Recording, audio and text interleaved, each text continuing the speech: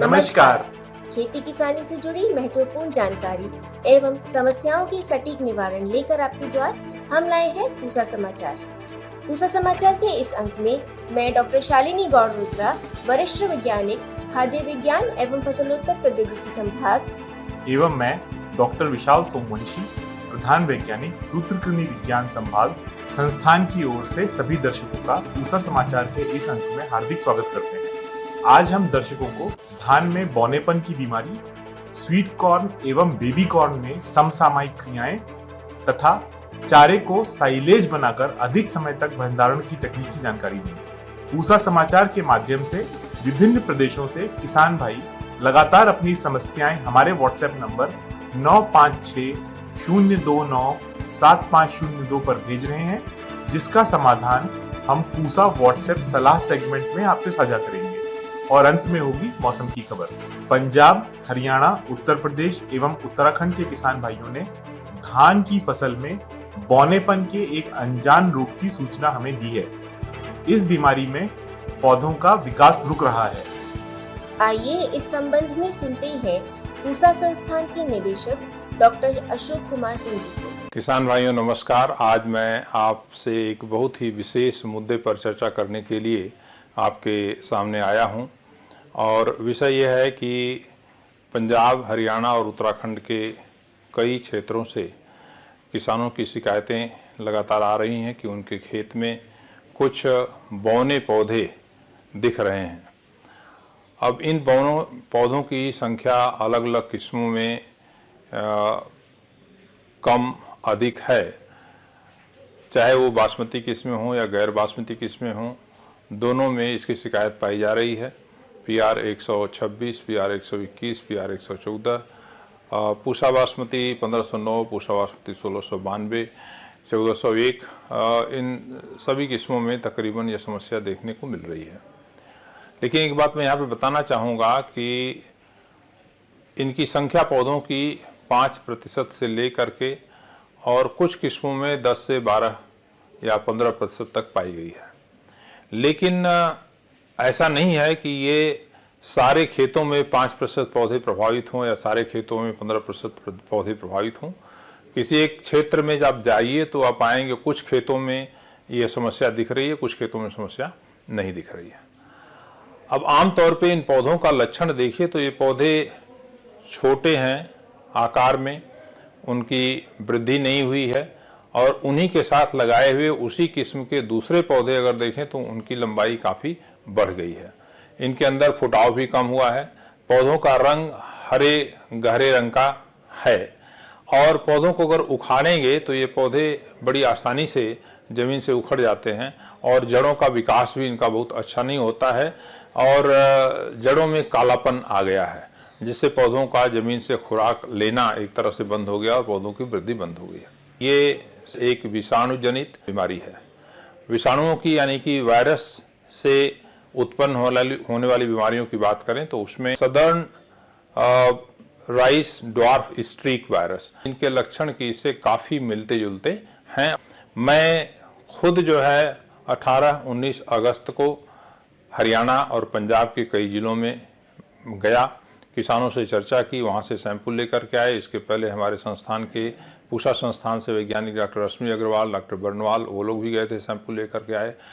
भारत सरकार के द्वारा एक समिति गठित की गई है, जिसमें हमारे संस्थान से 2 वैज्ञानिक जो विषाणुओं के ऊपर काम करते हैं, वो लोग उस टीम का हिस्सा बन करके गए हैं, और उन्होंने पानीपत, सोनीपत, करनाल, कुरुक्षेत्र, पहवा, इन सारे इलाकों में सैंपल कलेक्ट किया है। अब देखिए, सावधानी वाली बात तो ये है, पहली बात तो मैं बताना चाहूँगा कि आपको बहुत ज़्यादा घबराने की ज़रूरत नहीं है। जैसा मैंने बताया कि इनका प्रकोप 5 से लेकर के 15% तक है, लेकिन सारे खेतों में नहीं है, कुछ खेतों में है, और कुछ इलाके ऐसे हैं जहाँ पे बिल्कुल शिकायत नहीं है। जैसे सिरसा फतेहाबाद में मैंने कई किसानों से व्यक्तिगत रूप से बात किया, वहाँ पर शिकायत नहीं है। पश्चिमी उत्तर प्रदेश से कोई शिकायत अभी तक जो है नहीं आई है। एक पौधे से दूसरे पौधे में जाना वह एक वेक्टर, यानी कि जो आपका brown plant hopper, white back plant hopper, green leaf hopper होता है, जिसको हम तेला चेपा के नाम से जानते हैं।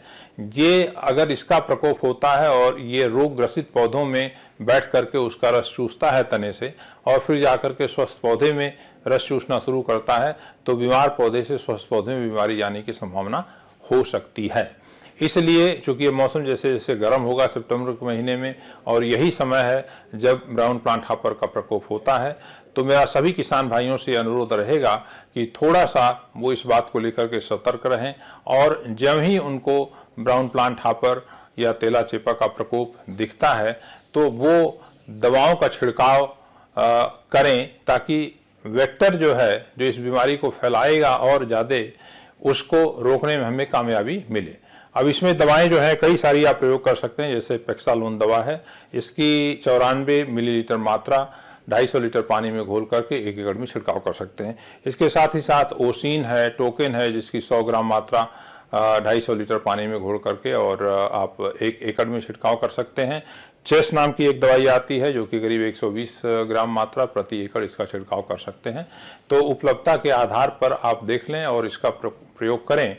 ज्यों ही आपको ब्राउन प्लांट हॉपर या तेला चेपा दिखता है, और कैसे दिखेगा वो, आप खेत में जाइए सुबह शाम को, तो तने के निचले हिस्सों में अगर डंडा मारेंगे तो उसमें ये भूरे रंग का फुदका जो है बैठा रहता है और वहाँ पे दिख जाएगा। या खेतों में ट्यूबवेल लगे हुए हैं, उनके ऊपर जो लाइट जल रही है उसके ऊपर भी कीड़े आना शुरू हो जाएंगे, वहीं पे सबसे पहले दिखेंगे। तो जब ही आपके संज्ञान में ये बात आती है तो तुरंत आप जो है छिड़काव करें और बीमारी को और ज़्यादा। बरसात के मौसम यानी जुलाई से लेकर अक्टूबर तक प्रायः पशुपालक के पास पर्याप्त मात्रा में हरा चारा और घास उपलब्ध होती है, किंतु गर्मियों में किसानों को चारे की कमी से जूझना पड़ता है। ऐसे में किसान भाई चारे का साइलेज बनाकर अधिक समय तक भंडारण कर सकते हैं, जिसकी विस्तृत जानकारी दे रहे हैं श्री लखवीर सिंह जी। हमारे तरफ से सभी किसान भाइयों को और डेयरी पालकों को नमस्कार।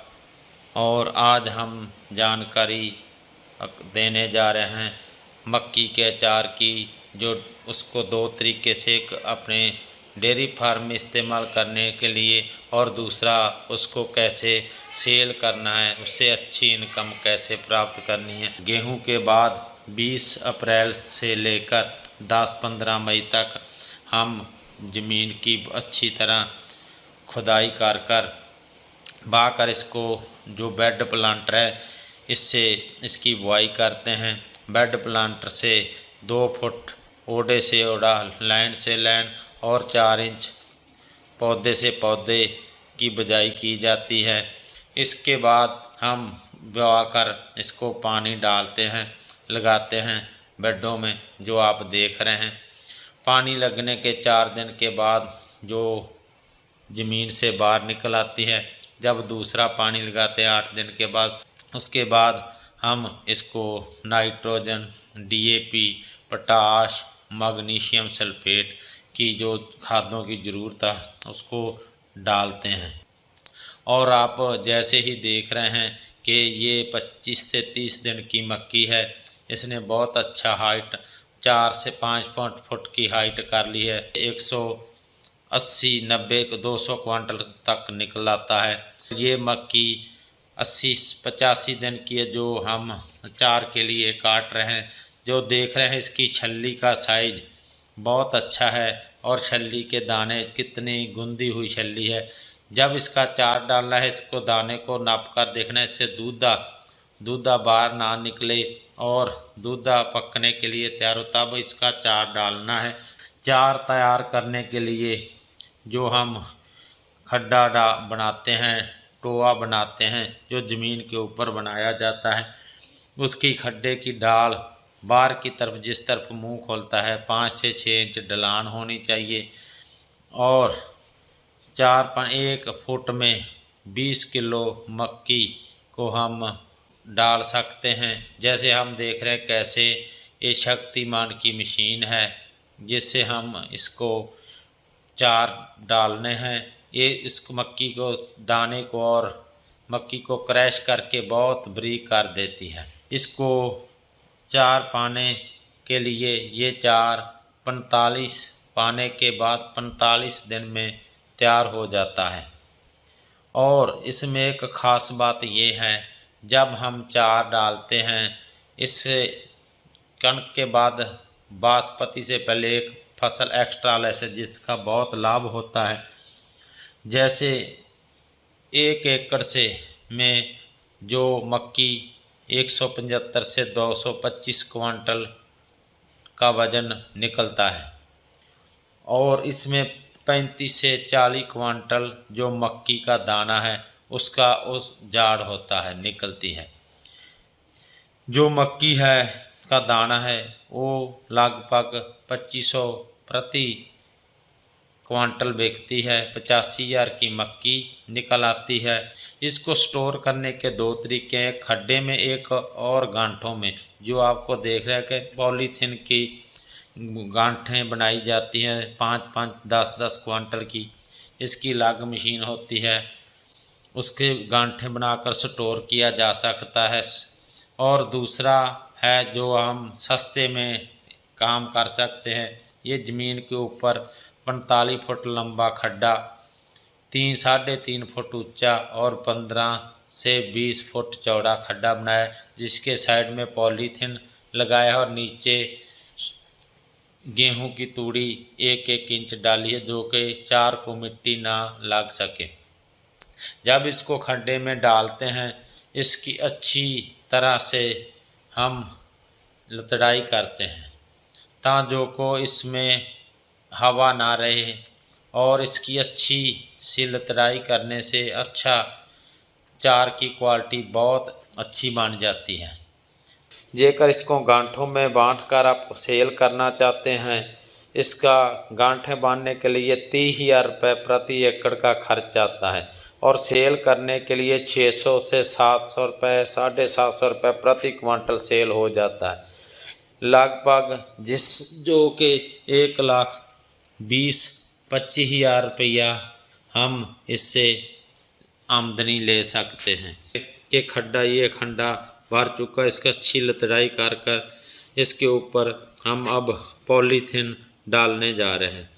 इसके ऊपर जब पॉलीथीन डालकर अच्छी तरफ से इसके ऊपर आप देखें पॉलीथीन डाला, अब इसके ऊपर 3 इंच सूखी गिल्ली माटी मिक्स करके इसके ऊपर डालेंगे, जहाँ जो कि सूरज की किरणों इसके ऊपर ना डलें, जिससे चार की क्वालिटी खराब ना हो। मक्का के परंपरागत उपयोगों के साथ साथ आजकल स्वीट कॉर्न एवं बेबी कॉर्न को बहुत पसंद किया जा रहा है। ये विटामिन, खनिज लवण इत्यादि पोषक तत्वों से भरपूर तो होते ही हैं, साथ में किसानों के लिए अधिक आय का एक उत्तम स्रोत भी हैं। स्वीट कॉर्न एवं बेबी कॉर्न की अच्छी उपज लेने हेतु उन्नत किस्मों सहित समसामयिक क्रियाओं की विस्तृत जानकारी दे रहे हैं पूसा संस्थान के विशेषज्ञ डॉक्टर फिरोज हुसैन। नमस्कार किसान भाइयों और बहनों, स्वीट कॉर्न और बेबी कॉर्न लगाने का ये अगस्त और सितंबर महीना सही समय है। और स्वीट कॉर्न, बेबी कॉर्न साल भर लगाया जा सकता है उत्तर भारत में, लेकिन 2 महीना गर्मी के अप्रैल और मई और 2 महीना ठंड के यानी कि दिसंबर जनवरी को हम अवॉइड करते हैं। बाकी किसी भी टाइम स्वीट कॉर्न को लगाया जा सकता है। स्वीट कॉर्न और बेबी कॉर्न सब्जी के तौर पे, सूप के तौर पे या स्नैक्स के तौर पे इस्तेमाल होता है। और स्वीट कॉर्न, बेबी कॉर्न का जो कॉब होता है उसमें प्रचुर मात्रा में विटामिन्स, मिनरल्स और फाइबर पाया जाता है। पूसा संस्थान ने 2 Shankar sweet corn variety develop की है। इसका नाम है पूसा सुपर स्वीट कॉर्न 1 और पूसा सुपर स्वीट कॉर्न 2। इनके बीज दर है करीब 8 kg प्रति हेक्टर और पंक्ति से पंक्ति की दूरी 60 सेंटीमीटर और पौधे से पौधे की दूरी करीब 25 से 30 सेंटीमीटर रखा जाता है। स्वीट कॉर्न करीब 20 से 24 दिन परागन के बाद तैयार होता है और पूरा तैयारी में करीब 70 से 75 दिन लग जाता है। और स्वीट कॉर्न का मिठास करीब 18 से 20% होता है और एक अच्छी फसल से करीब 10 से 12 टन स्वीट कॉर्न और 25 से 30 टन हरा चारा मिल सकता है। पूसा संस्थान ने बेबी कॉर्न के एक शंकर प्रजाति विकसित किए हैं जिसका नाम है ABSH 4-1। ये एक मेल स्टेराइल बेबी कॉर्न है। बेबी कॉर्न में जो पुरुष फूल ऊपर होता है उसका परागकण जब बेबीकॉर्न का सिल्क में गिरता है तो दाना बनना शुरू हो जाता है, जिसके चलते बेबीकॉर्न का क्वालिटी खराब हो जाता है। लेकिन ये जो मेल स्टेराइल बेबीकॉर्न हमने बनाया है, इसमें पराग की तैयारी नहीं होता है। इसके चलते डीटसलिंग यानी कि पुरुष फूल निकालने की जो प्रक्रिया है उसकी ज़रूरत नहीं होता है, और उसके चलते करीब 8 से 10 हज़ार रुपये प्रति हेक्टर की बचत होती है। इस बेबीकॉर्न के बीज दर करीब 30 केजी प्रति हेक्टर है, और पंक्ति से पंक्ति की दूरी 60 सेंटीमीटर और पौधे से पौधे की दूरी 15 सेंटीमीटर रखा जाता है। बेबीकॉर्न तैयार होने में करीब 50 से 60 दिन लग जाता है, और एक अच्छा फसल से करीब 21 से 22 क्विंटल प्रति हेक्टर बेबीकॉर्न और करीब 25 से 30 टन हरा चारा मिल सकता है। स्वीट कॉर्न और बेबीकॉर्न में जो अधिक समस्या है वो है फॉल आर्मीवॉर्म के। फॉल आर्मीवॉर्म एक कीड़ा है जो कि ऊपर पत्ते को काट देता है, जिसके चलते वो बढ़ नहीं पाता है। तो फॉल आर्मीवॉर्म को कंट्रोल करने के लिए इसका जो बीज है, इसको 4 टन से डो करके केमिकल आता है जो 6 ml प्रति केजी बीज में मिलाया जाता है, जिसके चलते उगाई के करीब 15 से 20 दिन तक फॉल आर्मीवॉर्म से इसका प्रोटेक्शन मिल जाती है। बाद में कोराजेन या डेलीगेट दोनों में से कोई भी केमिकल करीब 0.4 ml या 0.5 ml प्रति लीटर पानी में मिला के उसको छिड़काव किया जाता है, जिसके चलते फॉल आर्मीवॉर्म का काफी हद तक कंट्रोल हो जाता है। बोथ बेबीकॉर्न और स्वीट कॉर्न एक लाभदायक फसल है, और प्रति हेक्टर करीब 70,000 से 80,000 रुपए की लाभ हमारे किसान बंधुओं को मिल सकता है। पूसा समाचार में अब समय है पूसा व्हाट्सएप सलाह सेगमेंट का, जिसमें हम आपकी खेती किसानी से जुड़े प्रश्नों का समाधान बताएंगे। कई किसान खेती किसानी की नवीन तकनीकों से उत्तम उत्पादन लेकर सफल किसान के रूप में अपनी एक अलग पहचान बना रहे हैं। इन किसानों का अनुभव अन्य किसानों के लिए बहुत ही लाभप्रद है। ऐसे ही एक नवोन्मेषी किसान है उज्जैन मध्य प्रदेश के बड़नगर तहसील के निवासी श्री योगेंद्र कौशिक जी, जिनको परंपरागत रूप से जैविक खेती के क्षेत्र में उनके योगदान हेतु कृषि विश्वविद्यालय धारवाड़ द्वारा डॉक्टरेट की मानद उपाधि से सम्मानित किया गया है। विश्वविद्यालय के 35वें दीक्षांत समारोह में उनको यह उपाधि कर्नाटक के माननीय राज्यपाल श्री थावर चंद गहलोत जी, कृषि मंत्री BC पाटिल जी एवं कुलपति प्रोफेसर महादेव बी शेट्टी जी की गरिमामय उपस्थिति में प्रदान की गई। श्री योगेंद्र कौशिक जी को पूसा संस्थान की तरफ से हार्दिक शुभकामनाएं। पूसा समाचार में अब समय है पूसा व्हाट्सएप सलाह सेगमेंट का, जिसमें हम आपकी खेती किसानी से जुड़े प्रश्नों का समाधान बताएंगे। संजीव धरतेवाल जी ने धान में पत्तियों के सिरों के गलने एवं भूरे सफेद धब्बे पड़ने की समस्या बताई है। आपकी फसल में शीत ब्लाइट का प्रकोप हुआ है। इसके समाधान हेतु हेक्साकोनाजोल की 400 ग्राम मात्रा या शीतमार की 500 ml मात्रा को 200 लीटर पानी में घोल बनाकर 1 एकड़ में तुरंत छिड़काव करें। संजीव धरतेवाल जी ने ही धान में कीट की समस्या बताई है। आपकी फसल में स्टेम बोरर का प्रकोप हुआ है। इसके समाधान हेतु क्लोरन ट्रॉनिलीप्रॉल की 4 किलोग्राम मात्रा प्रति एकड़ में उपयोग करें। कोंडागांव छत्तीसगढ़ से पावन भागेल जी ने धान के पौधे में भूरे धब्बे बनने की समस्या बताई है। आपकी फसल में ब्राउन स्पॉट रोग का प्रकोप हुआ है। इसके समाधान हेतु डाइथेन 78 की 500 ग्राम मात्रा को 200 लीटर पानी में घोल बनाकर 1 एकड़ में छिड़काव करें। बलिया उत्तर प्रदेश से संदीप वर्मा जी ने धान के पीले पड़ने की समस्या बताई है। आपकी फसल में बैक्टीरियल ब्लाइट का प्रकोप एवं जिंक की कमी पाई गई है। इसके समाधान हेतु स्ट्रेप्टोसाइक्लिन की 40 ग्राम मात्रा को 200 लीटर पानी में घोल बनाकर 1 एकड़ में छिड़काव करें तथा जिंक सल्फेट की 400 ग्राम मात्रा को 200 लीटर पानी में घोल बनाकर 1 एकड़ में छिड़काव करें। आइए सुनते हैं आने वाले सप्ताह में देश भर में कैसा रहेगा मौसम का हाल। मौसम खबर। भारत मौसम विज्ञान विभाग द्वारा दिए गए मौसम पूर्वानुमान के अनुसार 28 अगस्त को पूर्वी मध्य प्रदेश, छत्तीसगढ़, बिहार, झारखंड, नागालैंड, मणिपुर, मिजोरम, त्रिपुरा और तेलंगाना में 28 और 29 अगस्त को हिमाचल प्रदेश और अरुणाचल प्रदेश में, 28 से 30 अगस्त के दौरान उत्तराखंड, पूर्वी उत्तर प्रदेश, उप हिमालयी पश्चिम बंगाल, सिक्किम, असम, मेघालय, रायलसीमा, दक्षिण आंतरिक कर्नाटक, केरल, माहे, तमिलनाडु, पुडुचेरी और कराईकल में कुछ स्थानों पर भारी वर्षा के होने की संभावना है। अगले 3 दिनों के दौरान सोमालिया तट के साथ साथ पश्चिम मध्य और उससे सटे दक्षिण पश्चिम अरब सागर में 45 से 65 किलोमीटर प्रति घंटे की रफ्तार से तेज हवाएं चलने की संभावना को देखते हुए मछुआरों को सलाह दी जाती है कि वे इन क्षेत्रों में उद्यम न करें।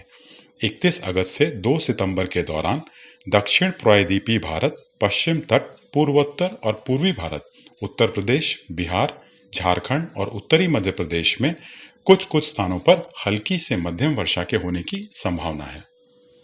प्रिय किसान भाइयों, बहनों एवं दर्शकों, आशा करते हैं कि पूसा समाचार का यह अंक भी आपकी खेती किसानी से जुड़ी समस्याओं के समाधान में जरूर सहायक होगा। आप सभी दर्शकों से निवेदन है कि ज्यादा से ज्यादा संख्या में हमारे संस्थान के चैनल को सब्सक्राइब करें और पूसा समाचार के हर अंक का लाभ उठाएं। हमारे फेसबुक पेज और ट्विटर हैंडल को भी जरूर फॉलो करें। कृषि से जुड़ी समस्याएं या अधिक जानकारी हेतु हमें दिए गए नंबर पर व्हाट्सएप करें और अपना नाम एवं पता अवश्य लिखें। आपके सुझावों और प्रतिक्रियाओं का हमें हमेशा इंतजार रहता है। कृषि की दिशा में यदि लाने हो नवाचार, तो देखते रहिए हमारा साप्ताहिक कार्यक्रम पूसा समाचार। कुछ नए विषयों पर नई जानकारी लेकर हम फिर हाजिर होंगे अगले शनिवार। तब तक के लिए दीजिए इजाजत। नमस्कार।